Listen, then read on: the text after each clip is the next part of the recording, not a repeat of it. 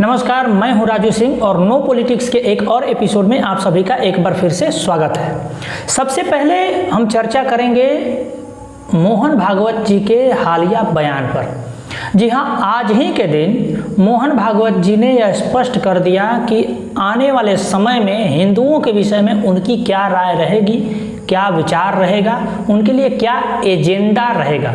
क्या हिंदू उनके एजेंडे में है? तो इसका जवाब है नहीं। देखिए, आज ही के दिन आज शाम को मोहन भागवत ने नागपुर के एक अधिवेशन में यह कहा कि हर मस्जिद के अंदर में हिंदुओं को शिवलिंग देखने की जरूरत नहीं है। जी हाँ, ये मोहन भागवत जी के बयान है, सरसंघ चालक मोहन भागवत जी के, आरएसएस प्रमुख मोहन भागवत जी के, जो यह कह रहे हैं कि हिंदुओं को हर मस्जिदों में शिवलिंग देखने की आवश्यकता नहीं है। हिंदुओं को हर मस्जिद में शिवलिंग देखना छोड़ देना चाहिए। और आपको याद होगा, कल ही के दिन जो बीजेपी के जो अध्यक्ष हैं जेपी नड्डा, उन्होंने भी स्पष्ट कर दिया कि काशी, मथुरा और उसके जैसे तमाम और भी जो डिस्प्यूटेड जगह है जहां पर मंदिरों को तोड़ करके मस्जिदें अथवा मीनारें बना दी गई हैं, वे भी बीजेपी के एजेंडे में नहीं है। बीजेपी ने उसके लिए कोई रिजोल्यूशन पास नहीं किया है। इसीलिए कुछ लोग, हालांकि मास्टर स्ट्रोकवादियों को छोड़ करके कुछ लोग मोहन भागवत जी को मौलाना मोहन भागवत कहने लगे हैं, क्योंकि मोहन भागवत और जमीयत उलेमाए हिंद और जितने भी उसके शरीके इस्लामिक संगठन हैं, उनके बयान बिल्कुल एक तरफ, एक ही पॉइंट पे जाकर मिलते हैं। उन लोगों के भी, जमीयत उलेमाए हिंद और ऑल इंडिया MIM जो है ओवैसी की पार्टी है, बाकी जितने भी इस्लामिस्ट ऑर्गेनाइजेशन हैं, उनकी बातें और आरएसएस की जो बात है वो सारी एक पॉइंट पे जाकर मिलते हैं कि हिंदुओं को हर मस्जिदों में या जहां भी मंदिर तोड़कर मस्जिद बनाई गई है उस जगह को रिक्लेम नहीं करना चाहिए, उन्हें जाने देना चाहिए।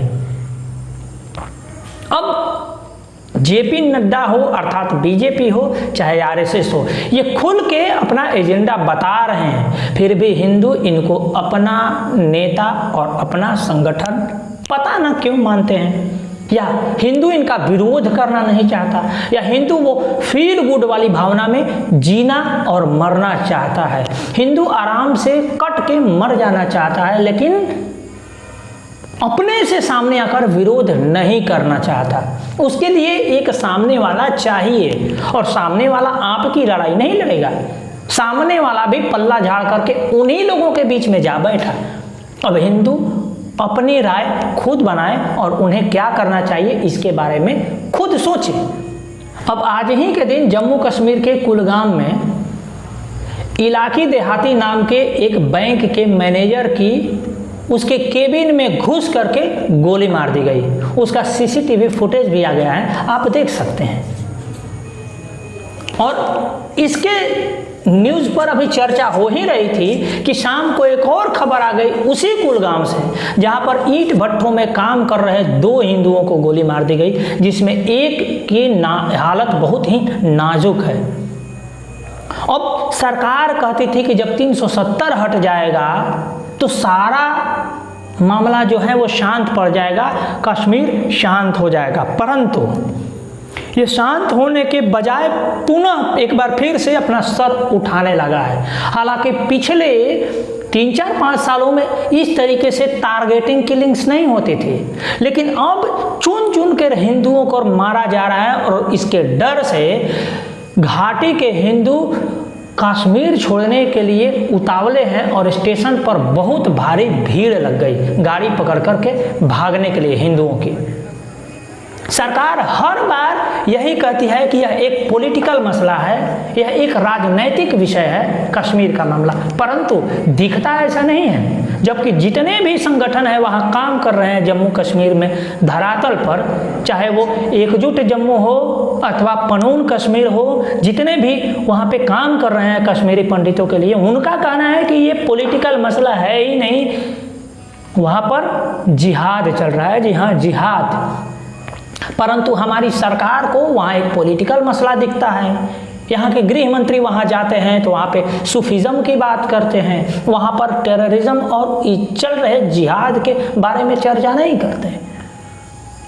अब वहाँ के कश्मीरी पंडितों को यह बताया जाता है कि देखो कश्मीर अब सुधर रहा है, वहाँ तुम जाओ, और वहाँ टेररिस्ट घात लगाकर बैठे हुए हैं उनको मारने के लिए। और गौर करने वाली बात है कि जो व्यक्ति मार रहे हैं वो पाकिस्तानी नहीं है, वो कश्मीरी हैं और कश्मीरी लोगों को ही मार रहे हैं, ठीक उसी तरीके से जिस तरीके से 1990-91 में कश्मीरी पंडितों को अर्थात कश्मीरी हिंदुओं को मार करके वहाँ से भगाया था। वो कश्मीर से हिंदुओं का 7वां पलायन था और आज के दौर में एक बार फिर से 8वां पलायन शुरू हो गया इसी बीजेपी के शासनकाल में। और बीजेपी चुपचाप देख रही। इवन राहुल गांधी ने हिंदुओं की हत्या पर दुख जताया और ट्वीट भी किया, परंतु मजाल है जो बीजेपी के किसी गृह मंत्री या प्राइम मिनिस्टर के मुंह से उफ तक निकल जाए। यही आरएसएस के मोहन भागवत के मुंह से कभी उफ निकल जाए हिंदुओं के हो रहे लिंचिंग्स पर और टारगेटेड किलिंग्स पर? नहीं। अभी तो साहेब लोग दिल जीत रहे हैं और दिल जीतने के लिए पिछले सेशन में 24,000 करोड़ रुपया जम्मू कश्मीर में पानी की तरह बहाया गया है। रोजगार दिया जा रहा है, जी हाँ, चुन चुन के रोजगार दिया जा रहा है। रोजगार देने से जिहाद नहीं मिटता, जिहाद को जिहाद की तरह डील करना पड़ेगा। उसके लिए आप रोजगार दे दो वहाँ के जिहादियों को, उनके हाथ में वो जो एक हाथ में आसमानी किताब और एक हाथ में कंप्यूटर वाला लतीफ़े दे दो, सड़क बनवा दो, ये उनके लिए मायने नहीं रखता। उनके दिमाग में चल रहा है तेरा मेरा रिश्ता क्या इल्लल्लाह रसूलल्लाह। उनके दिमाग में ये चल रहा है, उनके दिमाग में जिहाद की आयतें चल रही हैं और आप जो हैं उसे प्रेम की भाषा में समझा रहे हैं और यहाँ के हिंदुओं को और ख़ास करके कश्मीरी ब्राह्मणों को पंचिंग बैग की तरह इस्तेमाल कर रहे हैं।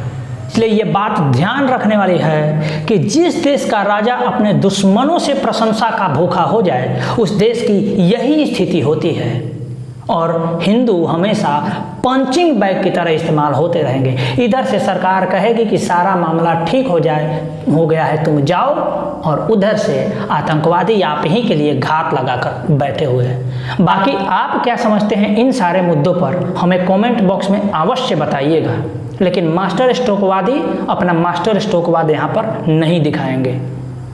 बाकी आपने हमें धैर्य से सुना, आपका बहुत बहुत आभार। नमस्कार।